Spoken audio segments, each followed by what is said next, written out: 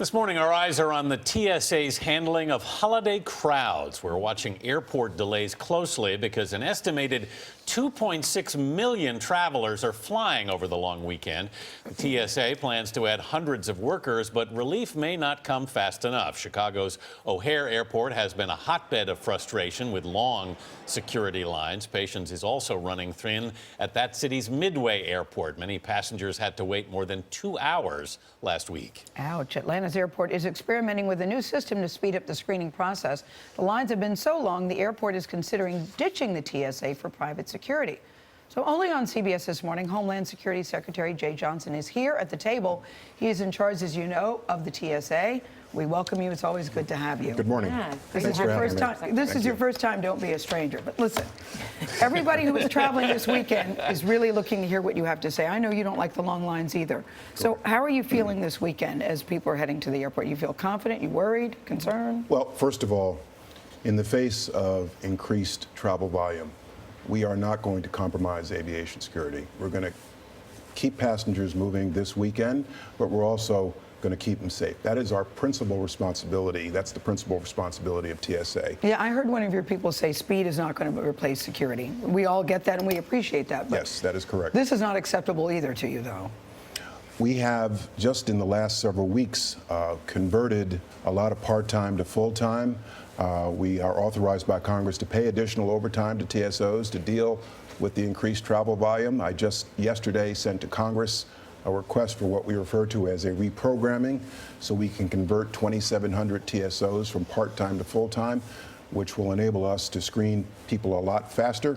Nationwide, on average, it is the case that for 90% of the travelers, the wait time is 30 minutes or less. But it's clear that at the busiest airports, the hubs, like Chicago, LAX, Newark, we are experiencing longer wait times. That's one of the reasons why we're encouraging people to join TSA Pre. Right. Now we have something like 16,000 people a day. The fact is, nationwide, if you're in TSA Pre, your average wait time is around 5 minutes. But I know our travel editor, Peter Greenberg, who was here earlier, he said, yes, there will be more TSA men, but the training time will mean that effectively things won't get better till the end of the summer. Is that true? We're bringing these people on as quickly as we can, and we expect to have them on board by mid-June. The more critical thing, however, the more immediate need is converting people from part-time to full-time. And I asked Congress for authorization to do that yesterday. We've already begun that process, but there's a lot more we can do. No, I saw you having some words with Peter Greenberg in the green room because you disagree with his assessment about TSA Pre isn't working. You want to set the record straight about that. He points out an observation he made at one airport at 6 a.m. in the morning. The reality is that if you are a member of TSA Pre, your average wait time is 5 minutes or less, which is why we and businesses and the airlines are encouraging people to join TSA PreCheck. Mr. Secretary, can you address the criticism? This is not unexpected. The travel is going to go up. It's the summer season. Why didn't the TSA anticipate this? Why weren't changes made in advance of this problem? Why be reactive as opposed to proactive? Well, a year ago, we refocused and rededicated ourselves to aviation security based on world events, based on the findings of our Inspector General, which really was significant. And so a year ago, I told TSA to refocus on aviation security, and a year ago, I said this would lead to more wait times at airports. Couple that with the fact that we've seen record numbers of air travelers, and that has led to longer, unexpected wait times at some of the nation's busiest airports at certain times of the day. And we are now surging resources to get people in place to accommodate. As a journalist, I was trying to figure out what really is the problem here. And I was stunned to learn the profits that the airlines are making. And that's great. We want them to make a lot of money. That's great. But at the same time, they've made $3.8 billion on checked baggage fees. Should they reconsider that, have free checked baggage? Would that help with these lines? Several senators have called on the airlines to suspend the checked baggage fee. I have asked the airlines to consider it. But there are a number of things the airlines can do and are doing to assist in moving passengers through airports faster. Airlines have dedicated some of their employees to the non-security aspects at checkpoints, which is a good thing. You've talked about innovation lines and innovation lanes in Atlanta Airport. We think that's a good thing that we all need to invest in. It's sort of like the easy pass of airports.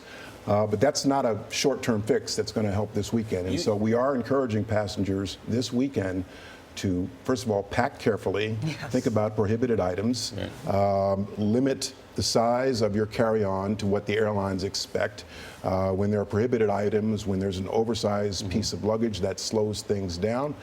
And plan to get to the airport around 2 hours early. No, and there's work passengers can do too, because you get to the line and you say, "Didn't you know you had to take your belt off?" Yeah, You've been here it's all for there, sitting and here for often half we're an guilty hour. too. But Yeah. I mean, you're adding 768 screeners by mid-June, but the union, the TSA union, is saying we need 6,000.